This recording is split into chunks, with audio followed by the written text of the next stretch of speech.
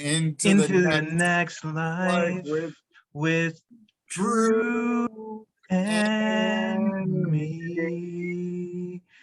Okay, welcome to the Drew and Me podcast. I am Drew Garrison. Today I am joined by local Philly comedian and UPS driver Jeff Roser. Hi. UPS driver is my main title right now.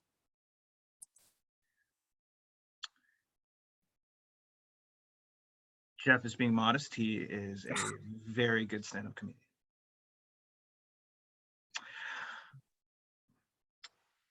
And he's been in the Philly scene for a very long time. We came up at a similar time. Yeah, I'm feeling my age now. No. Okay. It is a thing now. You go out, especially since things have opened back up, and it's like, man, I don't know most of you people here. And I'm just relieved to like see people I know who have been around as long as me. Yeah. It's the kind of thing, just go into it with like the open mind, just go into it with an open mind, be really friendly, be as courteous as possible, ask questions, just like as nice as possible, and just understand that, things are changing and we can adapt, we can all adapt. So on the Drew and Me podcast, we talk about movies, music, and we sometimes do sketches. Not gonna do any sketches today. We're gonna talk about movies. We're gonna talk about the late 90s movie, The Truman Show, starring Jim Carrey. Really good movie. Really good movie. Gonna start with Truman Show, and then we're gonna get into Private Parts with Howard Stern. Kind of a deeper cut of a movie, but really good. If you guys can check out Private Parts, I highly recommend it. So we're gonna talk about Truman Show, Private Parts, and some of Jeff and I's favorite music.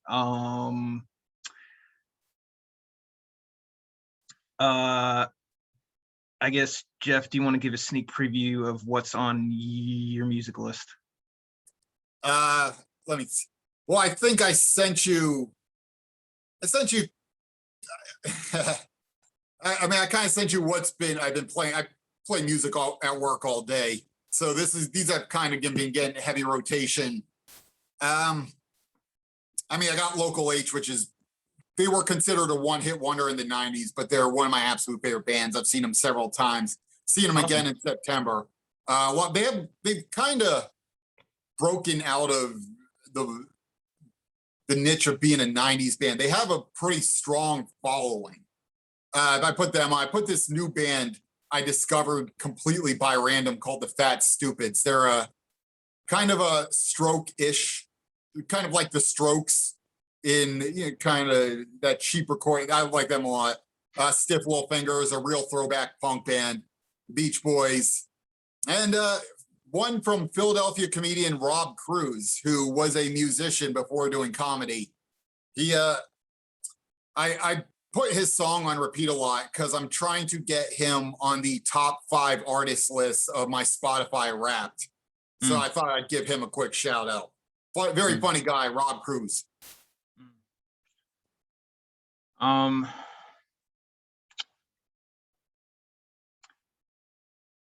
Yeah, I'll have to check out more Rob Cruz. The Fat Stupids, I just listened to the song that you sent me from them recently. I thought they sounded really good. So we're gonna get into the music shortly, but right now we're gonna get started with the Truman Show. So Jeff, if you had to pick 2 acting performances from the Truman Show that really stood out to you in the movie, which would they be? Jim Carrey, obviously. Oh, yeah. I don't know if this is true or not, but this might have been his first dramatic role as an actor, because I guess you're around the same age as me, so you remember the early to mid 90s when he was the biggest comedic slapstick actor out, and he had a string of movies where he's, I guess, pre-Will Ferrell, where he's again very slapstick. It's all funny. It's a lot of kind of the same character, a lot of funny face,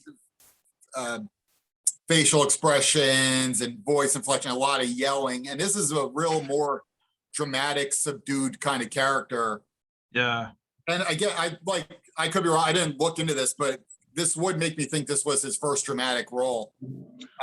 It's kind of like there was a Robin Williams movie, came out in the early to mid 80s. I think it's called Seize the Day, where again, it was his first very dramatic role. And he plays this kind of broken down, this guy who went out to Hollywood to make it, but didn't make it. And he's just like this broken down guy in his early 40s, maybe late 30s. Again, Robin Williams, it's kind of them that we're getting an early idea of these guys showing off their actual acting chops and that they're not very one-dimensional. You can't really pigeonhole them as just comedic actors. I'd say the second performance, yeah, I'm going to say Pual Giamatti. Because don't even notice this, there's a little bit of overlap between Private Parts and The Truman Show, and that's that Pual Giamatti is in both of them kind of playing similar characters. Yeah. And he nails it because he looks like somebody who would be kind of a dickhead producer at a TV station. So yeah, kind of like that.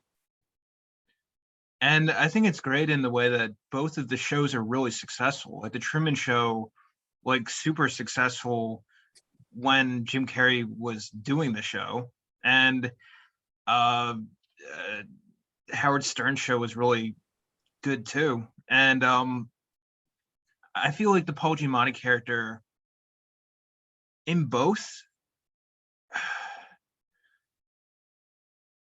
like he's like, he does play that producer role, but he tries to work with it. Like he really does. Like he does try, like in Private Parts, like, he just kind of try to rein Howard Stern in. He tries to help him. In Truman Show, he is kind of just doing what he's told. Yeah, no, you're right. But I feel like he does care about Truman though.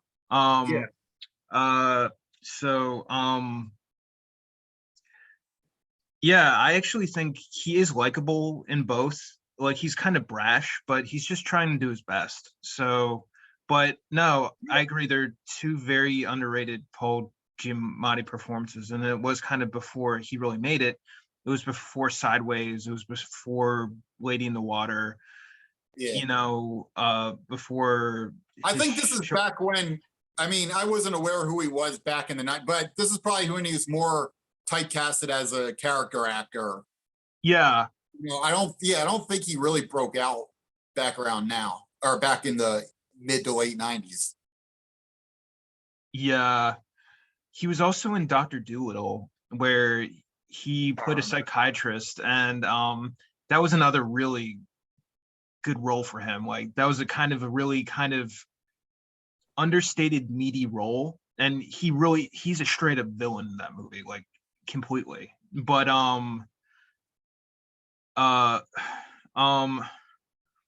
he's a really kind of good antagonist for the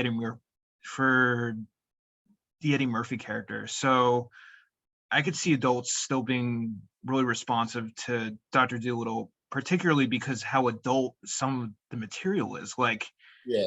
And the Pual Giamatti character, I think he definitely adds some like heft to it. He adds some heft and weight, and there is a maturity to that movie. And that movie, if you watch it again, it's actually very dark. Truman Show is dark too, but yeah. Yeah, he was also did you ever see Man on the Moon? I did, and he plays Bob Carrey's in that too. Yeah. Yeah, he plays Bob Zamuda, which is kind of like Andy Kaufman's sidekick, but almost plays the straight man to Andy Kaufman. He's like the guy who Kaufman would bounce ideas off of, which also would have been right around the time of this. Yeah. Also, quick side, I don't know if I was around the time of Man on the Moon, I was a big Andy Kaufman fan. And if you ever want to hear a good a WTF episode from Mark Maron, the Bob Zamuda episode is really good. Mm, He gives a lot of behind the scenes insight to Andy Kaufman. He also floats the theory that Andy Kaufman really did fake his death.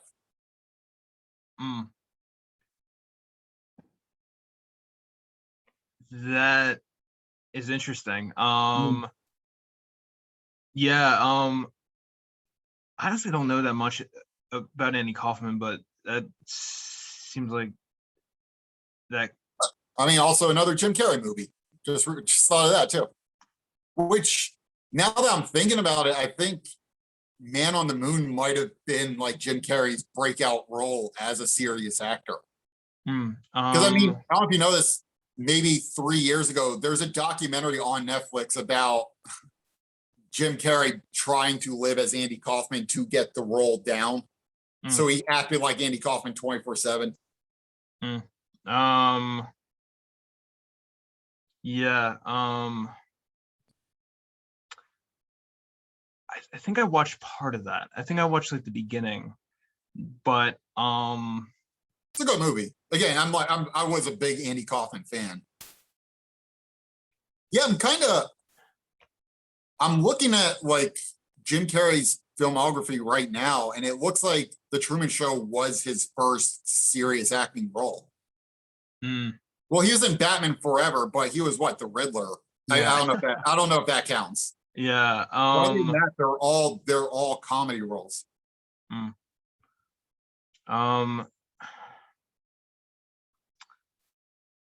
Yeah. And then after this, I guess he did try to get a little bit more dramatic. He did Eternal Sunshine and Spotless Mind. Yeah. Yeah. And the Majestic, which I only saw part of that on like premium cable channels. Like sometimes they'd show it. I'd see like kind of bits and pieces, kind of a Big Fish kind of feel to it. Kind of like a dreamlike movie-ish thing to it. Which, or for at least part of it. And yeah, but you know, Eternal Sunshine of Spotless Mind. No, good movie. Check it out. Scarlett Johansson. Not Scarlett Johansson. Yeah, I was gonna say Kate Scarlett Winslet. Johansson would have been still pretty young in that one. Yeah, She no. Been like 20. Yeah. No. Kate Winslet, I'm sorry. Okay. Yeah, yep, Kate Winslet. And Elijah Wood. Elijah Wood, really good. I think Mark Ruffalo's in that too. That was around the period where Mark Ruffalo was kind of becoming a decently big leading man, or he'd get leading man roles. Kind of like the everyman leading man roles. And I kind of always thought he was a really solid actor. So that was cool.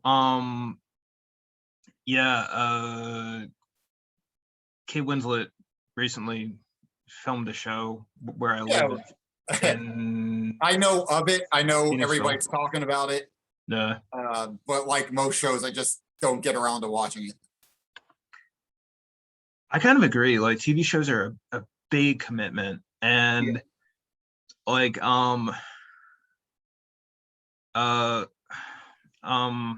you know, if you're working or if you're in school, because like, you know, it can be hard to watch a whole TV show, and TV shows aren't a half hour anymore. Everything's an hour, you know. Yeah, I don't know about Marriage of Easttown, but I assume each episode is at least 45 minutes.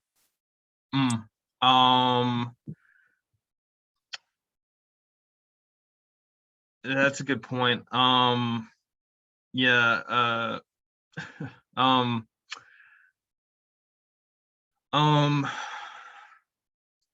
yeah.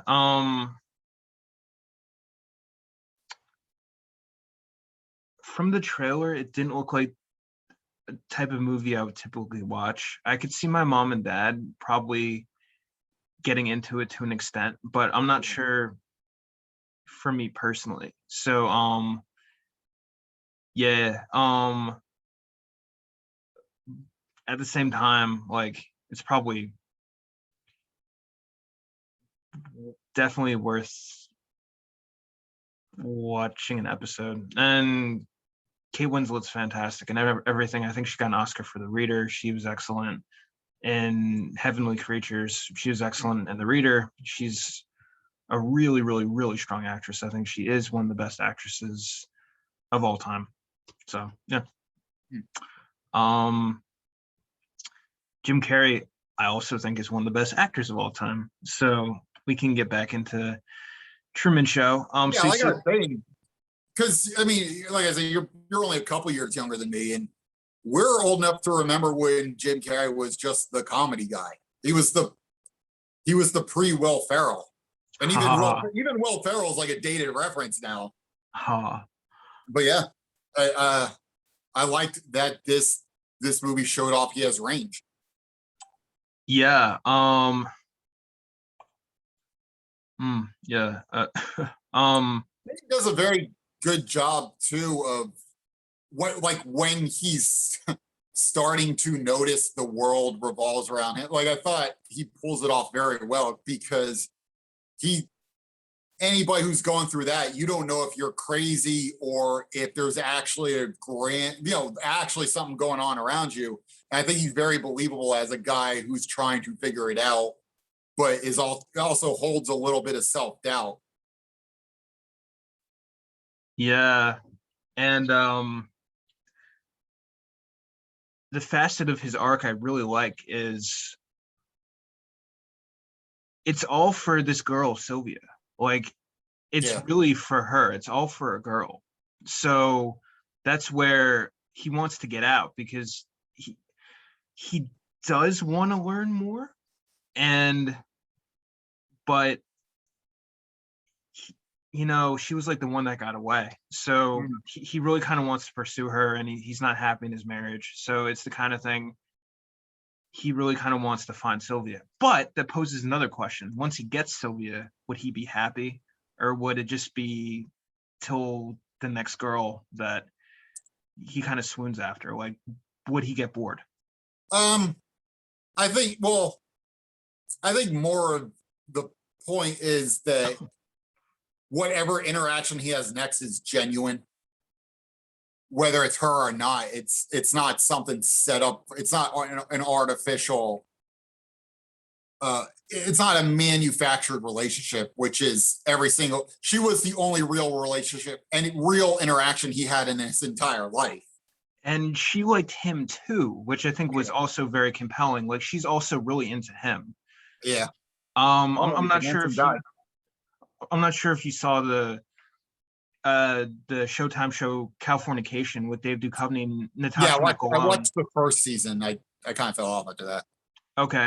Yeah, Natasha McElhone, she's in that. She plays an architect. She's really good in it. Okay. All right. Yeah. And she's great in this too.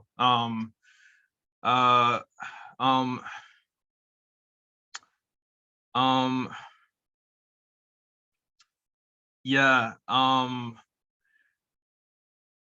So that is kind of so that is kind of really interesting that it is kind of all for her, or it starts out that way, but then as he learns more, he wants like a real life. Yeah. So that kind of gets him out, but then I think he had kind of more potential, and I'm surprised they didn't make a Truman Show too, because I think they could have. Like, I think they definitely could have, even though the big deal with it was they're making a movie, or they're making a TV show about him and he doesn't know. They have cameras everywhere. It is Big Brother. It is the our Billy Kipper show. I'm not sure if you ever saw that. It was on CBS in the 90s. It only lasted like one season. Really good. It was like there's like this kid in his house. He has like all these like little cameras, and he tracks everything. He tapes everything. So, and then so he can get to the bottom of everything because he's everything taped and recorded. So he knows everything because he has everything recorded. So, but this, yeah, kind of like I remember watching reviews later of like Siskel and Ebert, them saying that this was a very important movie because it was like the big brother, and like you're always being watched. Everyone is watching you.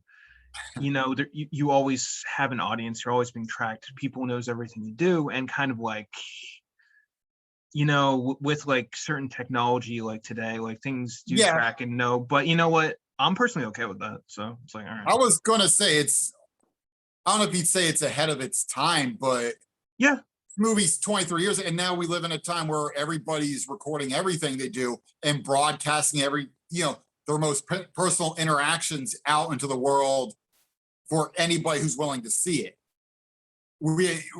This guy's life was pre-social media, and now we have however many people trying to be Truman.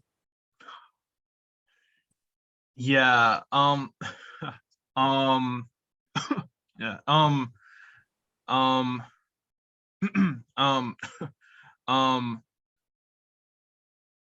Yeah.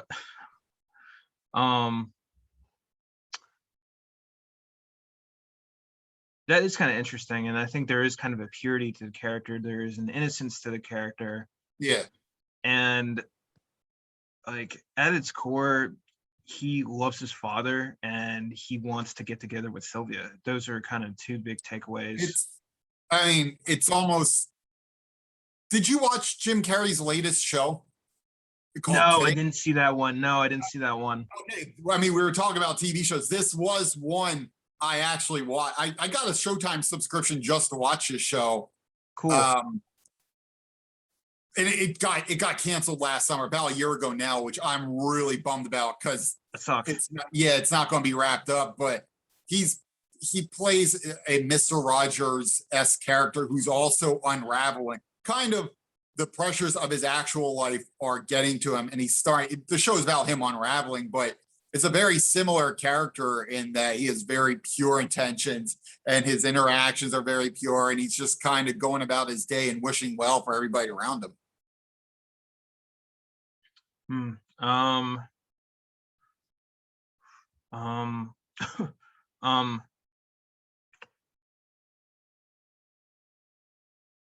That's good. No, I feel like at his core, I feel like Jim Carrey does really care about people, and I feel like he does want to help people.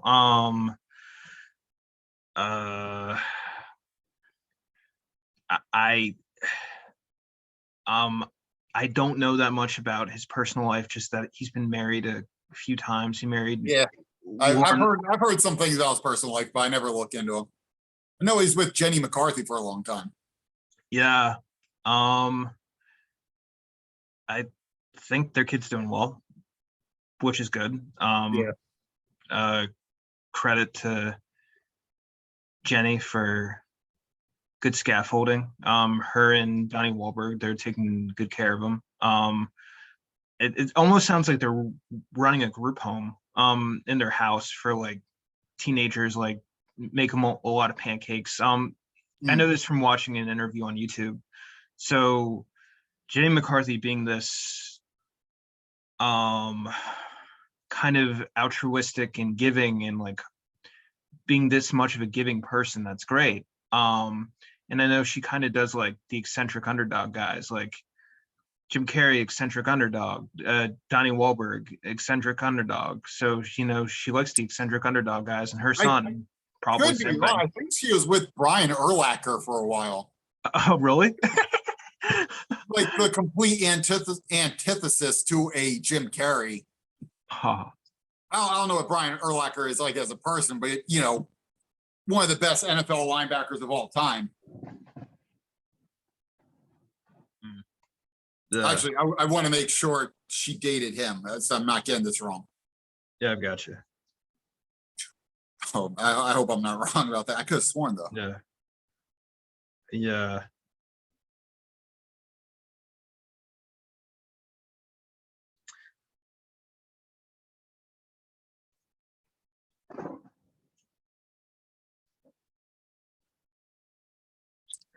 Uh, yeah, they dated. All right, I'm not wrong. yeah. And I honestly consider Jim Carrey an underdog because it took him years to make it. He Well, did in he Living also Color. grew up he grew up very poor. I didn't know that. Like his family was homeless or always under the threat of homelessness. Yeah, he grew up dirt poor. Wow. So he is a true underdog.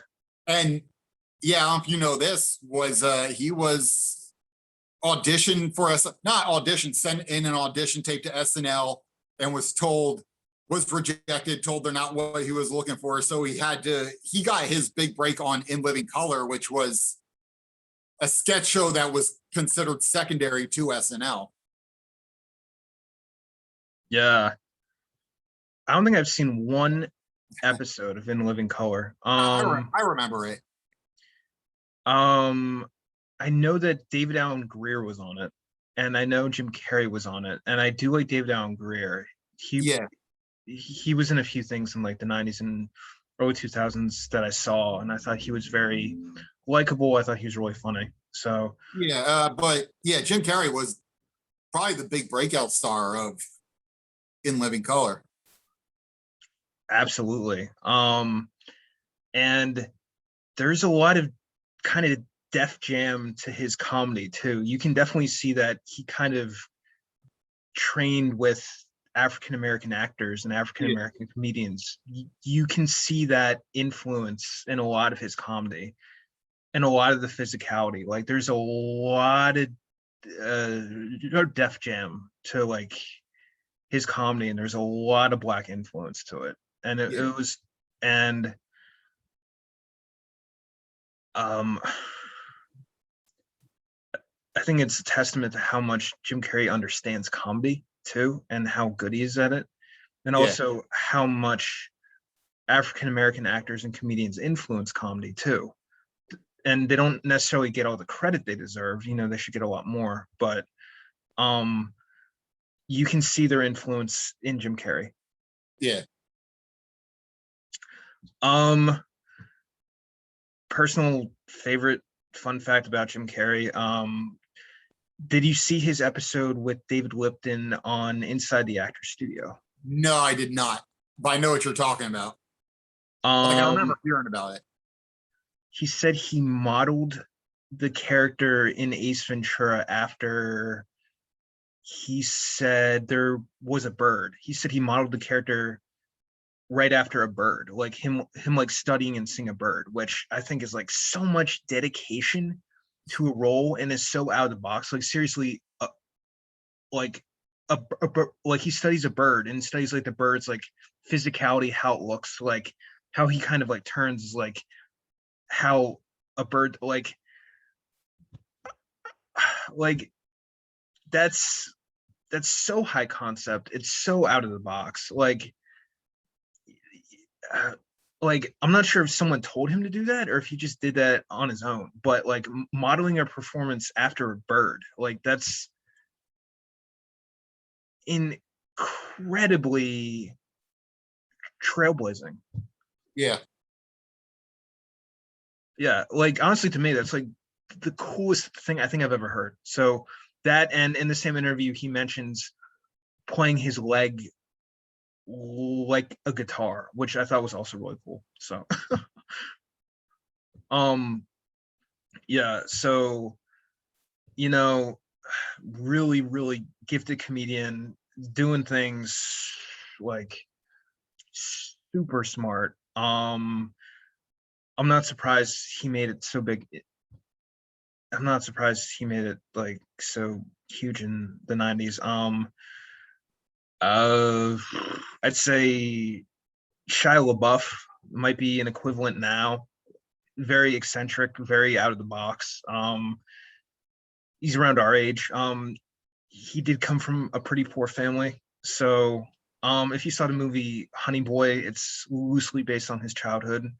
So it's a really good movie, but I think him and Jim Carrey are similar. Obviously both are extremely talented actors and really, really funny. And both are very gifted and can do a lot of things well. So I wish the best for both of them, to be honest.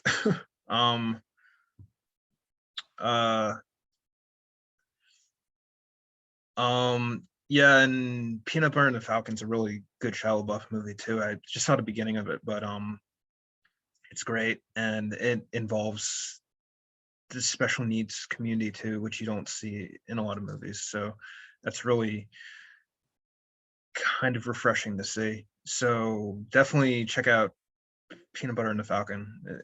It's a really good movie. Honey Boy's good too. All right, so getting back to Truman Show. Uh, um,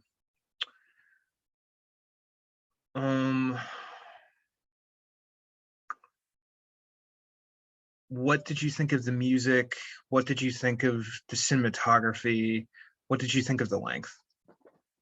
To be honest with you, I didn't think about the music too much, but I don't know how much music there actually was in the movie, considering it was all kind of looked at through the perspective of him being filmed for a TV show. So if I remember right, most of the music was showing them in the studio hitting the music at key parts. Because I think they wanted to always keep that air of we're watching the show also. You know? I could be wrong about that, but I didn't pay much attention to music. I did like the cinematography because so many of the shots in that movie were supposed to be through the lens of the cameras that were following him also, which I thought was a very good, I thought that was a really good touch because you'd learn all the angles he's being watched from and where they would place the camera. I like that a lot, actually. Yeah, I completely agree. Like, and it's interesting that the music is used sparingly. That's a very interesting technique. I would have liked a little bit more music, to be honest. But with the cinematography, with the cameras, like that is really clever, and like the different angles and that, and it is almost kind of like a type of movie that it's kind of revealed later that he's on the show. Like you don't necessarily know, or at least the first time I saw it, I was 7 years old. Yeah, if you didn't know the movie going in, it's gradually revealed that he's on a show. Yeah. I personally would have liked more of that up front. And because just so you have more context to kind of go off of. But I do agree that like the cameras, it is very subtle and it's nice. But I didn't understand this movie until I was like 17. So it could be a little bit more accessible. But the cinematography, it is really clever, and it is kind of like a movie within a movie. So or a TV show within a movie, which is, I still think is like one of the coolest things you can do. So I give let's see, Peter Weir, I think, was the director. He also did Gallipoli. I think I've only seen part of Gallipoli or just like a clip. I haven't seen a lot of it. But Peter Weir is a really talented director, and I think Truman Show was really a big triumph. I think it was a really big home run. Just my one fear is people don't get it. That's like just kind of the one fear I have for it. But no, the camera angles and the multiple cameras. Like that's a really cool aspect of the movie. And the late 90s, like directors like David Fincher and like Sam Mendes were really doing kind of different things with movies, like American Beauty and Fight Club, like really kind of making different kind of movies with really big twists or making the audience uncomfortable or just like doing movies in a different way. And you see Richard Linklater do that a lot too with his movies, like the movie Boyhood.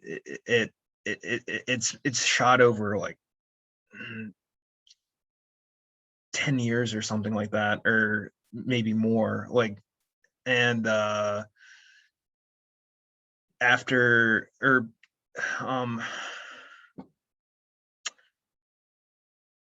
um did a bunch of movies with Ethan Hawke. I think After Sunset or Before Sunrise or Before Sunset. But he did a lot of cool movies like that. And he made an Orson Welles movie. I think it was Me and Orson Welles. But he's also a very different director. And have an episode of podcast coming up that's going to talk about the movie Slacker, which was one of Linklater's like first movies. And yeah, I haven't seen it, so I'm gonna watch it. But I'm pretty sure I've seen it. It's the movie I'm thinking about. uh I've seen bits and pieces, but I haven't seen the whole thing. But it's kind of a big idea, independent type, um very different type of movie, and gets into the male psyche really well. Like Richard Linklater, one of the masters of the male psyche. Truman Show, I think, gets into the male psyche really well with Truman and Jim Carrey. Like you feel like you do get into Truman's head, and you do understand his motivations. You understand what he's thinking. And I really liked your point earlier, Jeff. You were talking about how Truman kind of handled it well. Like he still kind of goes about his business, but when he gets an inch, he does try to take it. Okay. Yeah. So that was a very interesting way to play it. Um,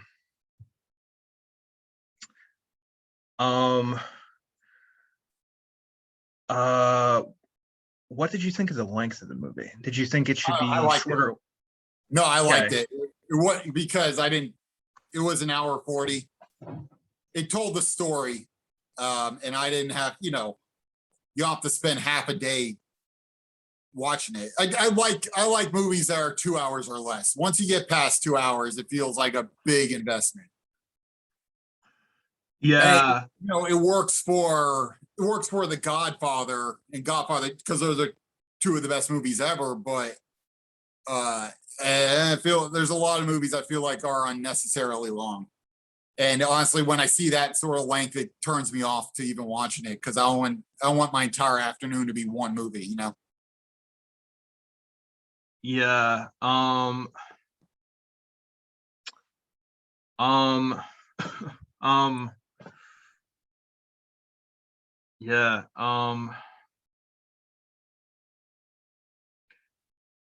I agree that the length is really good. Wouldn't necessarily take kids to see this, but Yeah. I kind of tagged along with my parents. We were in Pittsburgh seeing relatives. I was 7. They were going to the movies, and I love going to the movies. So they were like, "We're going to see Truman Show," and I was like, "Oh, can I come?" And my mom's like, "I don't think you'll understand it. I don't think you'll," because I mostly watched cartoons at that point. So, she's like, "I don't think it's for you," and I was like, "Oh no, I want to go." So went to the movie. I understood the viewers, or the one part that really sank in was the guy in the tub. The guy in the tub who's watching the show, who's like rooting for Truman. The tub guy. Didn't really understand the story or anything that was going on. it was very different. And I think it kind of challenged my brain. And seeing in the theater, it was a good theater movie. So I would almost say you could re-release this. Yeah. No, I think Um, it definitely holds up. yeah. Ooh, yeah. And just like you said before, 23 years old and you know, ahead of its time. So And also, I think, the central theme to the movie is breaking out of your comfort zone for something bigger no, or something more genuine or however you want, which is a pretty universal theme when you get down to it. yeah. Um mm, yeah. um yeah.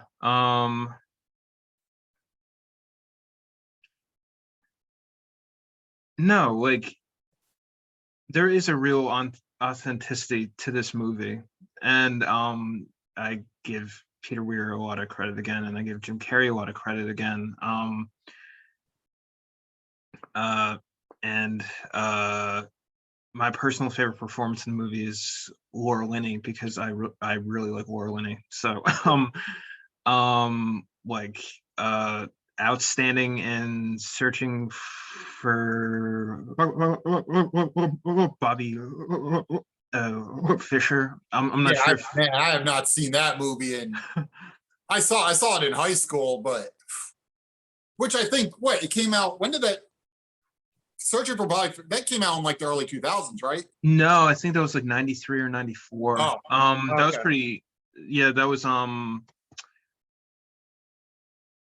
pretty early, but it's definitely current again with like the Queen's Gambit. I know you said you're Yeah, not a huge TV guy, but it's kind of like the male equivalent to the Queen's Gambit. So right. if you're a fan of the Queen's Gambit, searching for Bobby Fischer would be a good movie to watch. You can watch it on Amazon. I think a few other streaming sources. They did have it on Netflix. It recently got taken off. That's Yeah. kind of Who another knows? one that yeah. I was gonna say, who knows what's on Netflix at any given time, you know? It's really confusing. No, but at the same time, it's awesome. You know, I think Netflix is like a great gift to mankind. You know, just like streaming at your fingertips, a lot of movies, a lot of TV shows. It's always there, and their original programming, I think, is very good. It's very current. It's very well edited. Uh, I can't say enough positive things about Netflix actually. um uh all right. Closing remarks on Truman Show. Um, yeah, I think the movie held up very well. I think it's worth watching these days. I know I said this to you before we started recording. I was kind of interested in Truman Show because I'm a fan of the real life Truman Show, a movie called Windy City Heat, which is a real life a comedy movie where they do follow everything going on around the guy like a manufactured prank. Mm, So, and like because Windy City Heat doesn't have a big fan base, so when I tell people about it, it is a cult movie. I'm in a fan group of like real hardcore fans, and when I tell people about it, I'm like, well, yeah, it's a real life Truman Show, just so they have some sort of point of reference for what the movie is like. But yeah, I like the Truman Show. I think the central theme to the whole movie really holds up. I did appreciate kind of watching and realizing this might have been Jim Carrey's first dramatic role, and seeing, nice again. This is the guy who I remember what was the biggest comedic actor in the country and was putting out just a string of hit movies. So it's good to kind of see him start to make that transition into what he is known for these days. yeah. So also, again, if you're around my age, I think Truman Show is worth watching because it was a turning point for Jim Carrey himself. Yeah. Um. Um. um. No. Um. Jeff, I think that is a really good point, and I think like later, like he would take on more challenging dramatic roles, like we were talking about Eternal Sunshine of the Spotless Mind, which not to my personal taste, but a lot of people really like it. So, Yeah, I hear that movie still brought up today, and that was 18 years ago it came out. Yeah. Still, still definitely relevant, still talked about. Definitely ahead of its time. Like, Yeah, uh, I think that's another one that people would really like. I think that's one that kids would really like. Maybe like 17 and 18-year-olds, like maybe like older high school age, but I yeah. think they'd really like it. Um, um, so I think that's a movie that definitely really has an audience. Um,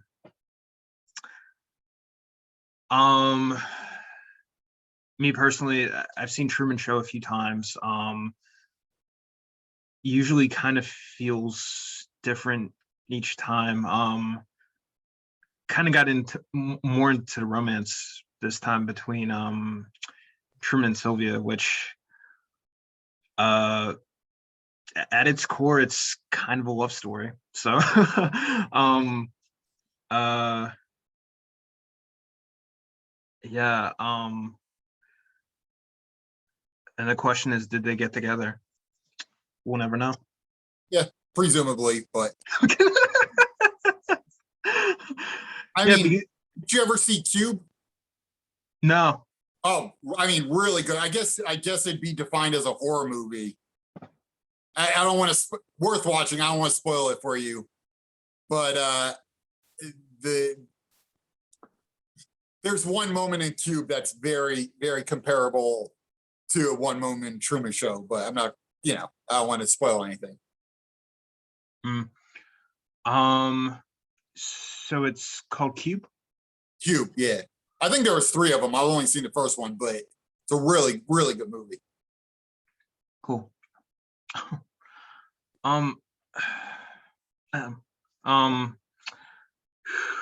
who who who directed it? I don't remember. And also, none of the actors in it was anybody notable. I don't think I've seen any of them in anything else. Mm. Yeah. Yeah. Um. Yeah. So if you like Truman Show, check out Cube. Yep. Also anything Darren Aronofsky. Also a director who does things really different. Yeah. Did you ever see The Wrestler? No, I didn't see that one. Oh, it's what I mean. I'm a big wrestling fan. This is a wrestling shirt I'm wearing, but it's one of my favorite movies. And tomorrow I'm doing Corey Castle's podcast, who had an extra role in The Wrestler. He's in the movie in the background for a hot minute. But it's a Darren Aronofsky movie. Also, Yeah. well worth watching if you haven't seen it. Yeah, I do really like Mickey Rourke. Yeah, I think he's a really good actor, really committed. it was When it, also. I think it came out in 2009. It was considered like his comeback movie after his career took a nosedive. uh, um, um, yeah, how would you say it compares to other Aronofsky movies? Because his movies usually hit really hard, usually really Yeah. psychological, usually pretty dark. Yeah, I'm trying to think of which other ones I've seen. I saw Pie. Haven't seen that. That movie's crazy. um, and I don't remember the name of it, but the movie about a guy, his wife is sick, and I think he's trying to cure cancer. The Fountain. Yes. Okay. Um, I've seen bits and pieces of that one. That one I found really hard to follow. Yeah, yeah. No, I agree. Yeah, um, I think the wrestler compared to another, the wrestler is probably one of his most conventional movies because it yeah, is just a linear. It is a linear timeline of just following a character arc. There's yeah, really no tricks to it. Oh, yeah. Black Swan. Yeah. Haha. Where I think Black Swan was where he really got it right with the Yeah. balance between out there and more excessive or more traditional filmmaking because Right. he does a lot of the big psychological thriller and kind of Yeah. some of the art house stuff, but Yeah. you can follow it. It does have a linear story. Um and yeah, it's the type of thing like I feel like it is a mainstream enough movie, but I agree that the wrestler I think it's even more mainstream. Yeah. So um no, if you guys listening or watching, if you're new to Aronofsky, I'd say, or uh, you know, Jeff and I recommend The Wrestler or Black Hey, Swan for first yeah. Don't Aronofsky start viewers. with Requiem for a Dream. No, no, no, no. Very dark, very intense. Yeah. Yeah. Um, unless you know what you're getting into. Yeah. If you know what you're getting into and you think you'll be okay, or watch it with a group of friends. Um, Yeah. No, I did none of those things. I didn't really know what it was about. And I watched it by myself. And it's probably the most depressing movie I've ever seen. mm, yeah. Um, also make sure you're in a good mood before you watch Yeah. Black Swan. Okay. Black Swan and Requiem for good Requiem for a Dream. Make sure you're in a good mood. Kind of make sure you're in like a happy place. Because Black Swan did mess me up pretty decently after I saw Me it. I too. think I probably did have nightmares. Well, I watched it with my sister and my grandmother, which it Oh yeah. was not good for her. Yeah. Mm. Um. Uh. Yeah. Uh. No, but honestly, watching Black Swan now, it doesn't really bother me anymore. So, sometimes it's good to to to toughen up or kind of like s- scare yourself a little bit so you can get stronger, so you can grow. But at the same time, if you're prone to nightmares or it will scare you, then you probably shouldn't watch it. So, same with Requiem for a Dream. um, okay, so music. Uh, Local H, where were you when you first got into this song? Um, I got into them. I believe they were mentioned on a Nirvana message board, which I would have been on around the year 2001, maybe 2000. I'm a huge Nirvana fan, and around that time of my life, I would have been just reading about anything Nirvana. I believe they were mentioned by somebody, and I listened to the album, or I bought the album As Good as Dead, which is still one of my favorite albums of all time. So yeah, that's how I got into them. I've been a huge fan ever since. Seen them several times.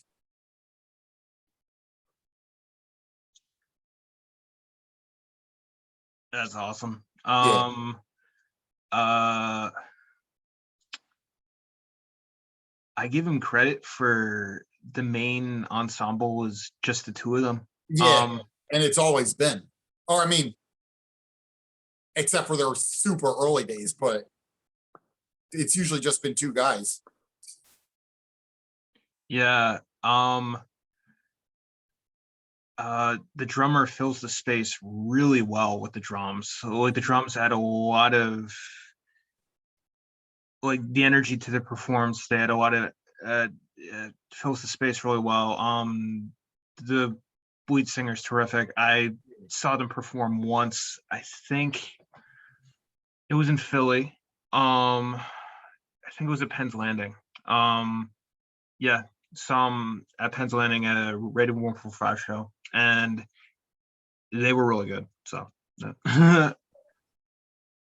um, yeah, they're definitely a group I should get back into. What aspects of first, what is the song that you shared by them?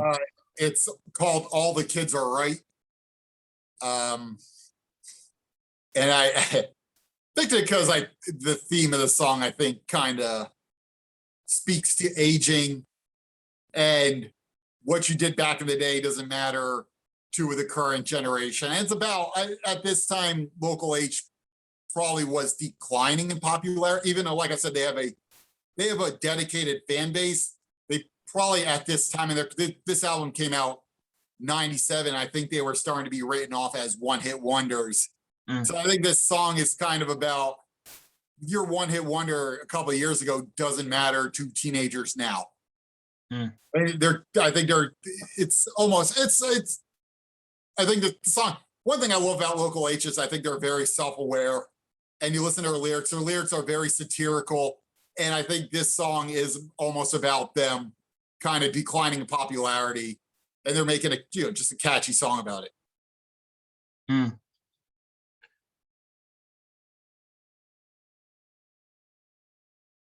Yeah, I feel like self-awareness is really important in music, but Yeah. I think that's why Local H has endeared themselves so well. Is they've all, I don't think they've ever tried to be anything they're not. I think Scott Lucas is very self-aware that of where they stand in music. Yeah. Yeah. Um,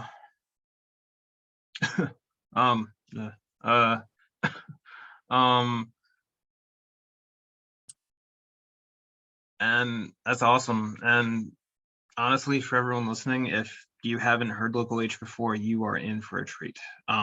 They're great band. Genre wise, I don't want to pigeonhole them, but like I consider them to be pretty alternative. Yeah, I'd say I think they're definitely a 90s alternative band. Yeah. And they've kind of they've managed to age well and adapt their music while also staying true to their genre. I don't think they try to play outside. They try to play outside. I wouldn't say they try new things. They step out of their comfort zone, but they're not ever trying to be anything they're not, you know. Yeah.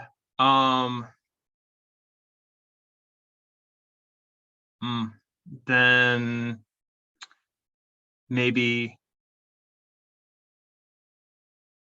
their next album, maybe they should try something new. They did put out an album little over a year ago, like right at the beginning of lockdown, that was really good. Yeah. Yeah. No, definitely check out Local H.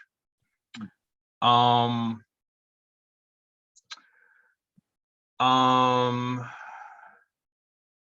so I know that you have that from your list. You chose a Beach Boys song. Um, Yeah. what which song in particular? It's called I Just Wasn't Made for These Times.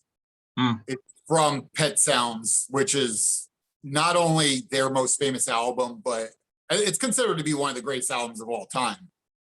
Oh yeah. It's hard to, I think it's hard for our generation to, it was considered very groundbreaking. But one of the reasons I like it is it's a pretty dark album. It's very dark and it deals with themes of like depression and codependency. And growing up, to me, the Beach Boys were always the surfing in the USA guys, and they were considered like a happy lo-fi pop band from the 60s. So when I hit adulthood and I listened to Pet Sounds, I thought it was kind of showed they're a multi-dimensional band. Brian Jones, considered a musical genius, but also a tortured artist who has very well documented mental health issues. And I think those come through in this album. That's why I think it's why I love this song. It's not hacky, but it's clearly his depression on full display. Yeah.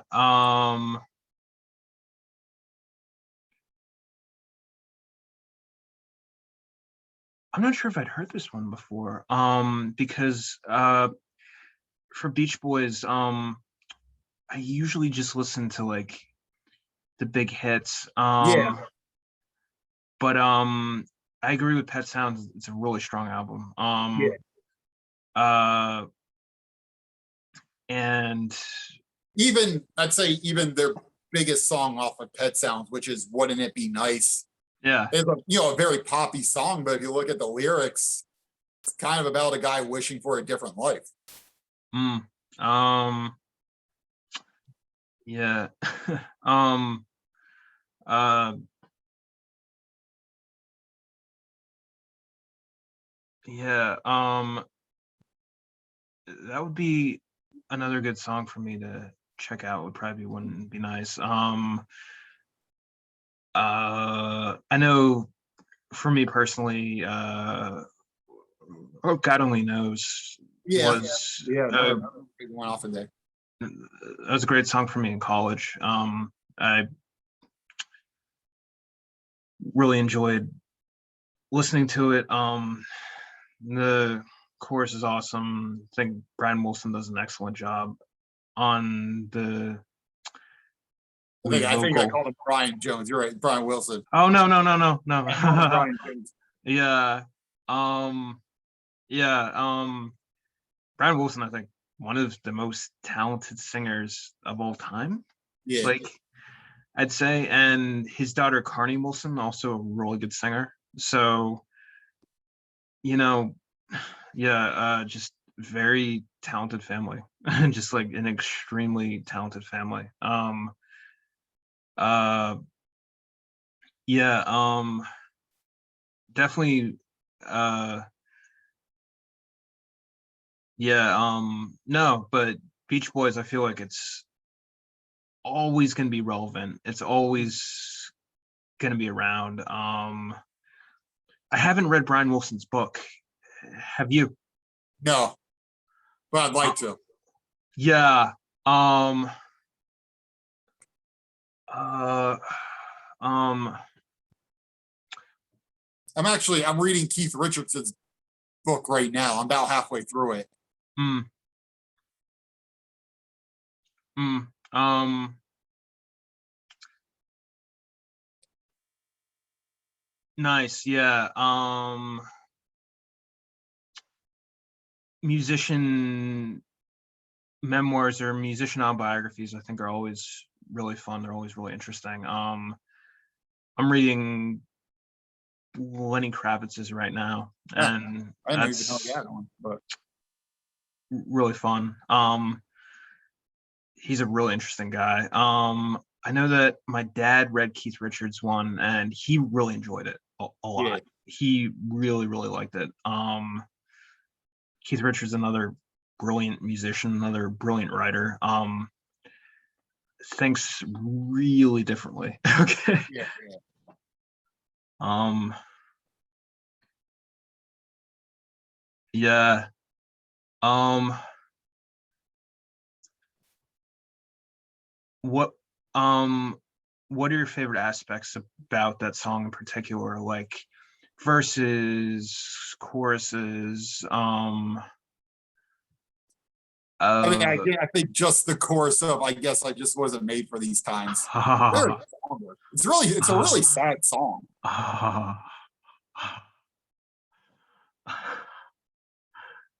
yeah. Was Sloop John B, was that on Pet Sounds too? Yeah, which is one of my favorite songs ever. Nice. Uh, Yeah. the Uh, first time I heard that the band the Meat Puppets they do a cover of Sloop John B. And when I looked it up, that's kind of how I first started listening to Pet Sounds. mm, That's probably my second favorite song off the album. uh, um um um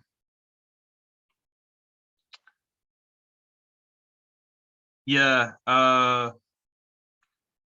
really good. I know it was used in the Forrest Gump soundtrack. I think that's probably where I discovered it. And I know that growing up, my dad used to play the Beach Boys and the or Beatles a lot for kind of us as a family, so I got exposed to it from a young age. But no, some really good hooks, some really good choruses. Uh, they enunciate really well, so you can kind of really kind of get into the lyrics and get into the meaning. Uh, yeah. Part of the reason I really like God Only Knows, I kind of think of it as a love song. I'm not sure if that was what Brian Wilson was going for, but Right. I kind of think it's a really good love song. Um, uh, yeah. Let's see. From my songs, one of the ones I shared with you was from Slow Dive. Have you heard Slow Dive at all? No. Um, really good kind of 90s shoegaze band. They made a comeback recently. And like I think it was 2017 or 18, and 2017 I think they released another album, and I really like it. Slow Dive is one of my favorite bands right now. The song I picked was No Longer Making Time, which I probably first heard it when I was in grad school at Wisconsin, and I really got into it. And like I was just thinking like, yeah, like it just like totally kind of like blew my mind. It kind of took me like somewhere different. It's kind of minimalist. It's kind of like the XX a little bit, like kind of goes for kind of um a do more with less type approach. But No Longer Making Time, it kind of starts gradual, but then it builds. And like the choruses are like really strong. And if you like Radiohead or the XX, I think you would really like Slow Dive. And No Longer Making Time is one of my favorite songs right now. I just love it to no end. It's just such a big, like the choruses and like the payoffs, like it's so big and it does like so many like cool things to your brain, and it just like takes you to like another place. Like I almost feel like I'm having like the out of body experience, like just listening to it. Like I can't believe how much I enjoy it. And the female vocalist is also very present on a lot of their songs, a lot of their tracks, and she's very good too. Like, you know, they have that great male female combination, and they complement their voices complement each other so well. And they're a band that I would love to see live. I'm not sure if they're still touring, but they're really, really talented. They deserve a lot more credit. I've watched some live performances of them on YouTube. They're incredible live. Like, they're really, really good live. They really give the fans a good live show. Some of the live cuts I think are even better than the album. Of their one song Slow Mo, I actually like it more. I actually like the live version better than the recorded, because it's a bigger female part, and they give her more time on the ending, and she can kind of improv a little bit more and kind of jam a little bit more, and she can take kind of a bigger lead on the end, and she really hits it out of the park. Like, she does a really, really good job with it. So like, it's super strong, and highly recommend checking it out. No, and same with like the Beach Boys too. Like, some of the live cuts for some of the Beach Boys songs I actually like more than the album. Yeah.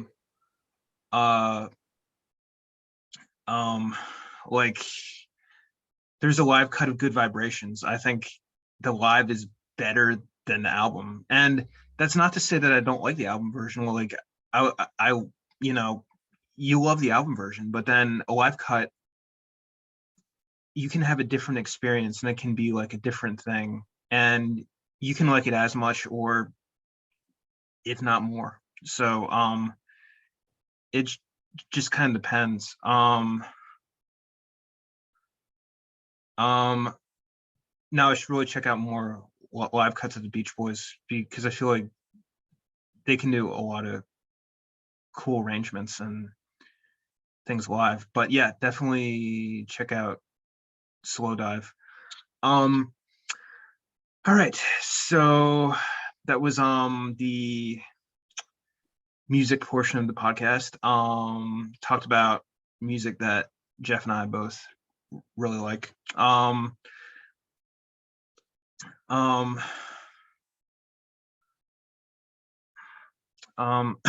um and we talked about Truman Show, and now we're going to talk about Howard Stern's movie Private Parts, directed by uh uh Betty Thomas, I believe, who directed a few memorable movies in the 90s. She directed the Brady Bunch movie, which I think is also really good. Yeah, I haven't watched that Brady Bunch movie in a long time. Really funny, really satirical. Okay. Yeah. Really good social commentary. Um, no, I think she's a really talented director, and also produced by Scott Rudin, who's really good producer. Produced Addams Family, produced School of Rock, I believe. So, you know, good producers, good director. I think Howard Stern wrote it, or it's based on one of his books Yeah. called Private Parts. And Howard Stern is a brilliant writer. So, and he wrote a really good movie. Uh, so what were your favorite aspects of the film? Um, I did like Howard playing himself. Hmm. I like I kind of like the background information on him and seeing his upbringing, because, you do see what he was before being the raunchy shock jock. That's all I've ever known about him, and kind of makes sense. He got yelled at a lot as a kid. Yeah. Um, yeah, kind of seeing like his upbringing and like the origin story of like Howard Stern, and always interested in being on the radio. He always wanted to be on the radio, and he got to do Yeah. it, which is great, Yeah, it becomes more of a. It's more of a story about him doing whatever necessary to achieve his dream of being on the radio, as opposed to a guy who's just looking to be edgy. It's almost more of a story of survival. Yeah. Um, hmm. um, um, yeah, and he moved around a lot too before Right. he kind of found his niche, but Yeah, then he kind of really found it, and like super successful, and the raunch stuff is definitely there. It's a very raunchy movie. It's a very sexual movie. It's a lot about his love life, but yeah. the love story between him and his wife is great. I think it's really cool. I think it's like super compelling. Uh, yeah, yeah. It's a very '90s movie, and you can tell. But I mean, that's what I was thinking is very 90s. The idea of a shock jock is a very dated thing now. yeah, I think that kind of, even then I would say Opie and Anthony, they weren't, I don't think they were considered, I mean, they were considered shock jocks. Like we remember all their antics in the early 2000s, but I think their fan base kind of remembers them more for spotlighting great comedians who were on their way up. Like I do think Opie and Anthony, this is just a tangent.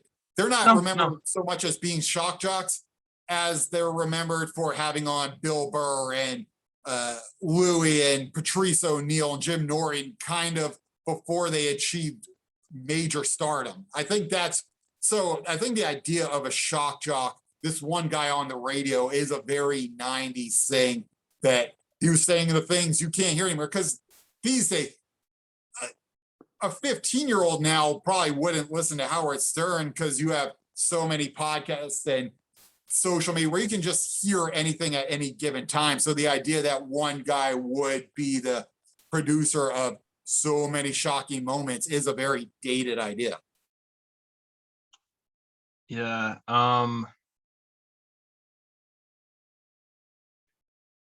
Yeah, because there's just so much content out there, and it now it's such a bigger market. But to do something like that publicly was really cutting edge, was really breakthrough.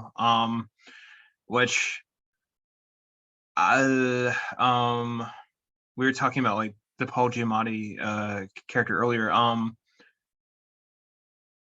I kind of agree that some of the things Howard Stern was doing in the movie were things that probably shouldn't be done in real life. Yeah, I think a lot of shock jock humor doesn't age well.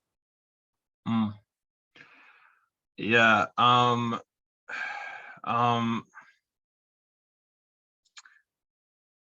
like, and I also don't really like how women are treated in the movie, or they're Yeah, portrayed. That hasn't aged well either. yeah, Like, I think Stern's really funny, and I really enjoy the movie and enjoy how kind of light and fun it is. Um, Even though there is some really like dramatic stuff in it, his wife has a miscarriage, which yeah. is I think that was the scene. I think that was the scene in the movie. The one scene that really doesn't hold up is him making jokes about the miscarriage. I think these Yeah. days that would be looked at as like very poor taste. Oh yeah. Extremely. Yeah. You don't joke about that. That's Right. too heavy. Uh I I can understand why he does it in the movie because he wants to get over it and he wants to milk it for ratings. Yeah. So he wants to milk it for ratings and he personally wants to get over it. So Yeah. that's why he does it, which he kind of explains that to her, but you know, Still pretty. It's pretty cringe. it is, and it's something that it has to be handled with respect and care and Yeah. privacy too, because that could Right. really, you know, it could really kind of make people upset. So, Right. you know, you have to handle things like that really, kind of well. No, but there's a Lucille Ball movie coming out. I With didn't know Nicole that. Kidman, and I I didn't know know that. and I know that she and Ricky had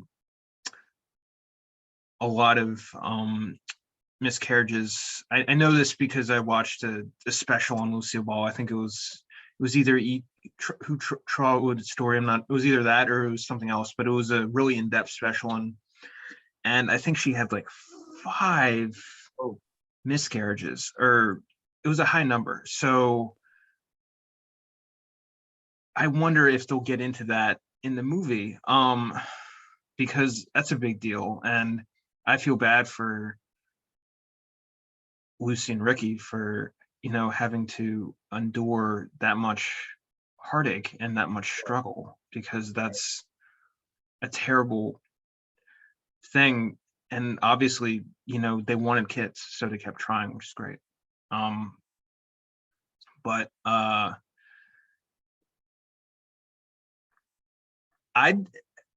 as a viewer, I think that would be really interesting if they got into really the psychology behind like by that or kind of the real kind of nuts and bolts of that. I think that could be a really big kind of plot point. So if the movie's still getting made, highlight that for sure because um we all know Lucy is the comedian, the larger than life comedian. yeah. But And I mean, speaking of things that hold up, I Love Lucy is still pretty funny. it Like is. No, I think maybe like some of the acting comes off as very 50s, but a lot of the jokes are still pretty funny. I think it holds up well as a comedy. yeah. Um, um, um,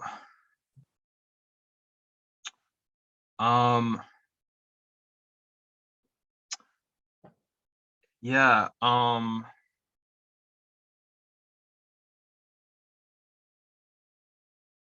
You're right. I'm not sure if you can watch it anywhere in syndication. Like it used to be like TV Land, or if It it's used, streaming anywhere. I know it was streaming on Hulu. I don't know if it still is. It was streaming on Hulu at one point though. Okay. I would think with WandaVision, like the way that's structured, that I Love Lucy could definitely make a comeback and like Yeah, kids could get into it because w- WandaVision is many things, and one of them is it's a black and white 50s, 60s sitcom. So that's one of the genres WandaVision is. It is a black and white 50s, 60s sitcom. So, yeah. it's bringing back that genre. So I Love Lucy, I think now would be the time. Um, Right. but you're right, the comedy does hold up. It's still funny. She's really funny. Yeah. Very good physically, very talented verbally. So yeah.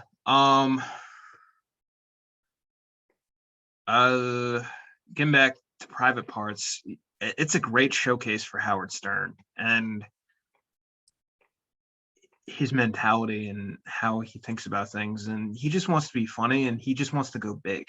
Like he Right. really wants to go big. So he was really trying to kind of break the rules of what was okay on the radio, which I agree. A lot of things haven't aged well. So, I mean, you also think this movie came out in like 97 or 98. So yeah. it came out in the heyday of Howard Stern. Oh, yeah. Oh, yeah. That was peak Howard. I think that's even when he had the show on E, the late night show. Like his radio show was televised on E late nights too. Yeah.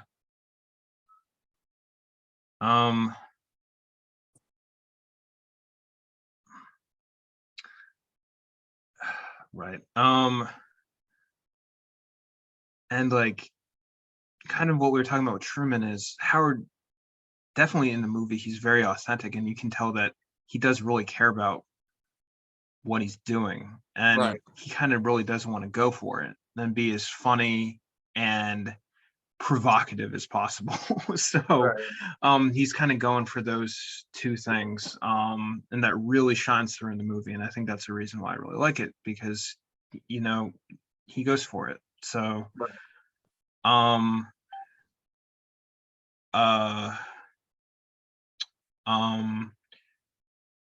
and he did write another book later, but so for people who don't know who Howard Stern is, like for kids today who want a crash course on Howard Stern, obviously it's very adult content, so maybe be at least, I'd say maybe 15 or 16 to watch this movie. I'm a big fan of the website Common Sense Media. I went to library school, so I'm big on limitations and parameters for kids, and so kids don't watch content that will corrupt them or will that's too much. For ages, I think 15 or 16. But is there a better introduction to Howard Stern than this movie? Why not? Okay. Because you at least get an idea of what he's about. Or what he was back in the day. I think these days he's considered more of an interviewer than anything else. Okay. Yeah. And also, like you're saying, it's because the culture's changed. Like, Right. you know, the market has become more saturated. The shock jock kind of cringe humor isn't as shocking as it used to be. Yeah. So, you know, kind of like the shock value, it's just kind of evolved. You know, things have evolved, the genre has evolved, it's kind of more niche. So maybe he's now a little bit more mainstream, maybe he's a little bit more traditional. I haven't listened to his current show. I think I've seen some of his interviews when they show up on YouTube, because you'll hear about some interview he had recently, but he's not always in the news for what he's doing anymore. Yeah.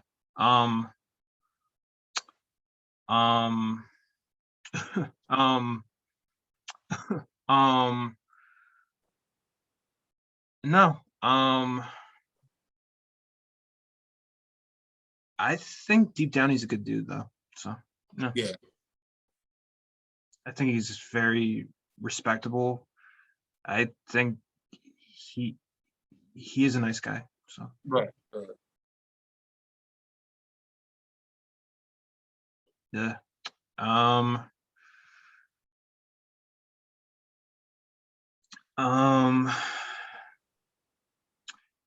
Any other closing remarks on Private Parts? Yeah, you know, just think. I think it's I do think it's I do think it's a good timepiece for the late '90s. What what radio was in the 90s and what made headlines. Mm.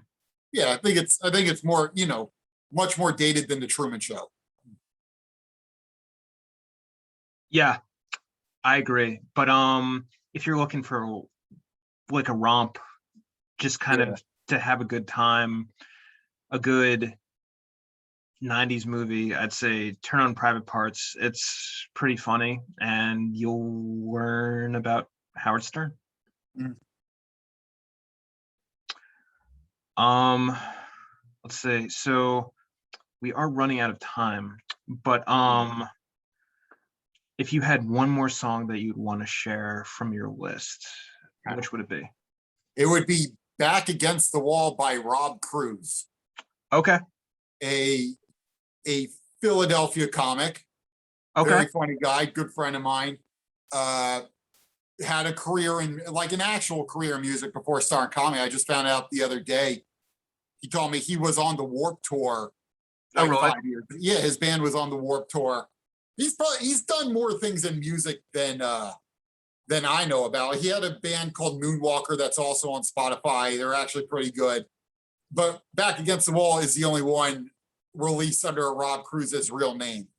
So, people should check it out, give him a listen. It has like 25,000 plays on Spotify. So That's it's awesome. not completely unknown. Yeah, that's really cool, man. But the good buddy, good singer, very funny comic.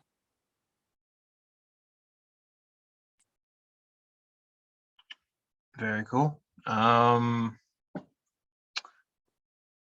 Where can we enjoy his comedy? Where can we look at his comedy? Well, he will okay. He makes I don't know if he does these anymore. He has the Instagram Rob Cruz Comedy and presumably has his own YouTube channel. He was making these weird comedy, but very funny. These weird comedy videos called Attention Horse. He would make these with other comics. I think that was a quarantine thing because he hasn't put one out in a while. But they're really funny if you ever want to look them up.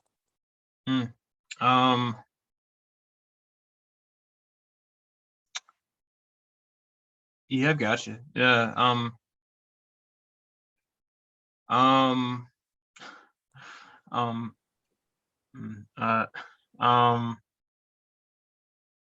Yeah.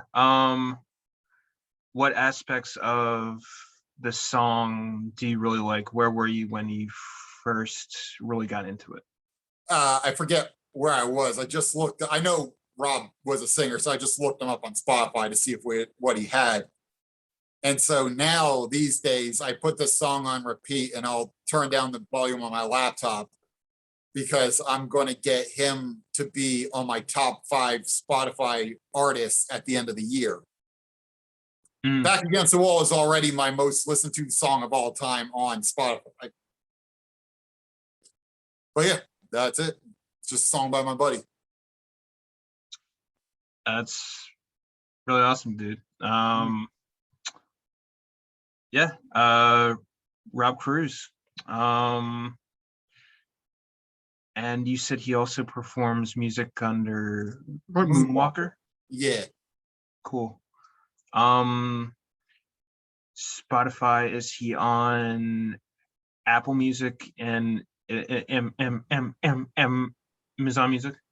I have no idea. He's on Tidal. I have a Tidal subscription too. So. Yeah, I got you. Very cool. And you could probably look up Rob Cruz on YouTube too. YouTube, Instagram. He's around. All right. Very cool. Rob Cruz. Jeff, do you have any shows coming up, or is there anything you want to promote or pump up? Not right now. I've been chilling with the shows lately because I've been working so much. Yeah. But in the next couple of months, I hope to get back in the swing of things. I got some sketches like I want to get made in the upcoming weeks. So that's awesome, dude. If I ever put those out, check them out. Yeah. Uh, um, um, for a sketch, what inspires a certain sketch, or what do you look for when you're writing sketches? Just a joke that is visual. That's what Mm, it is. I just think of obviously a joke that doesn't translate to stand up. I mm. put in sketch. That's a really cool way of thinking about it. I haven't really thought about it that way, but the visual piece I think is really important, kind of like the act out piece. And Right, with sketches, you can kind of use props, which in stand up you can, but I feel like right, prop comedy is not one of the more mainstream mediums. right, right. Like there are some very good prop comics like Carrot Top, but And Chris Martel. oh yeah. Oh yeah, Yeah, he's one of the best prop comics I've ever seen. yeah. Yeah. Really, really funny guy. Super funny. Um, no, but the visual piece to sketches I think is really a good way of thinking about it. And if it's too big, and if it's the type of concept that just translates better to the written page than the spoken page, or written and then or just a different medium, like a sketch comedy or a skit. Uh yeah, so um that's a really cool way of thinking about it. Yeah. All right, so just a quick wrap up. In this episode we talked about our thoughts on the Truman Show. We talked about some of Jeff and I's favorite music. We talked about the movie Private Parts by Howard Stern. Musician and comedian Rob Cruz. Mm. And